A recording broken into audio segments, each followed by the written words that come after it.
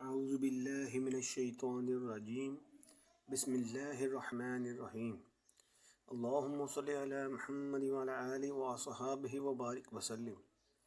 السلام علیکم ورحمۃ اللہ وبرکاتہ۔ محترم ویورز، آج ہم بات کریں گے خربوزے کو خواب میں دیکھنے اور کھانے کے حوالے سے۔ اس کی مختلف صورتیں ہیں اور مختلف تعبیریں ہیں۔ خواب میں خربوزہ کھانا یا دیکھنا رنج و غم سے نجات پانے، مسرت اور خوشی حاصل کرنے کی علامت ہے۔ خواب میں خربوزہ دیکھنا غم اور دکھ سے نجات پانے کی علامت ہے۔ اگر کوئی انسان خواب میں دیکھے کہ اس کے آگے بہت سے خربوزے رکھے ہوئے ہیں تو دلیل ہے کہ دکھ اور غم میں گرفتار ہوگا۔ خواب میں بغیر موسم کے خربوزہ دیکھنا بیماری کی علامت ہے۔ خواب میں موسم میں خربوزہ دیکھے تو صحت اور نفع حاصل ہونے کی علامت ہے۔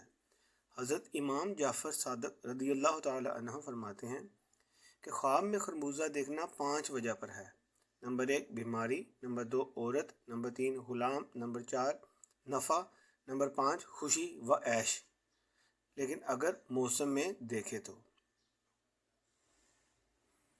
وآخر دعانا ان الحمد للہ رب العالمین والصلاة والسلام علی اشرف المسلمین سیدنا محمد وعلی آلہ وصحبہ اجمعین۔